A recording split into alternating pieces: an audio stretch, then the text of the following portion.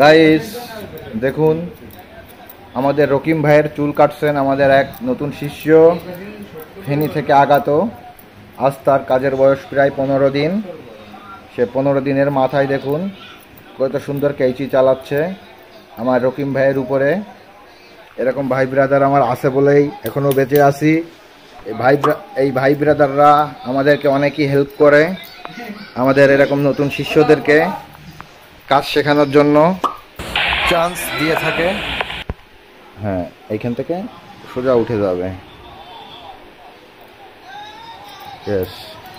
কাটতে কাটতে সোজা উঠে যাবে, চিরুনির সাথে কাইচিও চলবে। হ্যাঁ,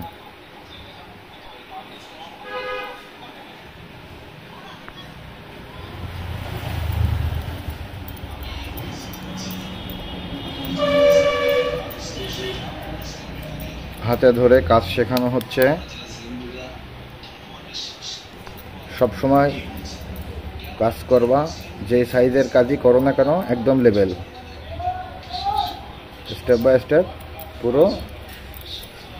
হ্যাঁ, এই পর্যন্ত উঠাচ্ছ, তাহলে এই পর্যন্ত ঘুরে ফুল লাইন দিয়ে এই যে বড় বড় চুল এই যে থেকে গেছে এখানে, সব সময় এরকম টেনে টেনে কাটতে হবে, বুঝছো?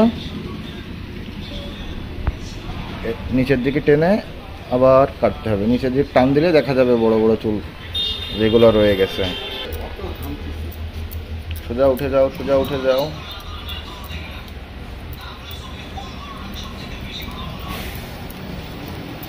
গুড। ক্যাইচির প্র্যাকটিস চলছে, চিরুনি এবং ক্যাইচি দিয়ে চুল কাটা হচ্ছে। হ্যাঁ, কাইচিটা আরো ভিতরে ঢুকাও ওইদিকে।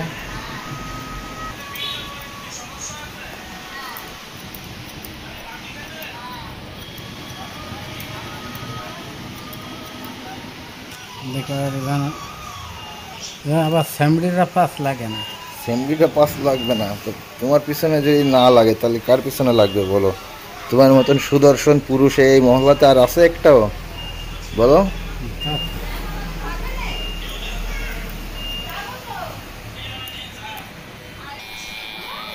এক নাম্বার টিমার দিয়ে সাইডগুলো একটু পাতলা করে দেওয়া হচ্ছে। হ্যাঁ, ঠিক একই লেভেলে উঠবে, ঠিক আছে? মেশিনটা ঠিক যেখানে রাখবা একদম লাইন বাই লাইন, লাইনটা সোজা রাখবা, ঠিক আছে? লাইনটা সোজা রাখার পর হ্যাঁ টেনে টেনে ধরতে হবে, বুঝছো? বাম হাতের চামড়া, হ্যাঁ, যেখানে খুর চালাইতে হবে সেখান থেকে কিছু অংশ উপর থেকে হ্যাঁ চামড়া টেনে টেনে ধরতে হবে বাম হাতের ওই বুড়ো আঙ্গুল দিয়ে, তাহলে কাটবে না। আমাদের এই যে লিজেন্ড মেম্বার আমাদের রকিম ভাই, তার লাস্ট লুকটা আমাদের নতুন শিষ্য তার হেয়ার কাটিংটি করে দিল, বেশ চমৎকার হয়েছে। অবশ্যই ফিনিশিংটা একটু দুর্বল ছিল, সেটা আমরা করে দিয়েছি।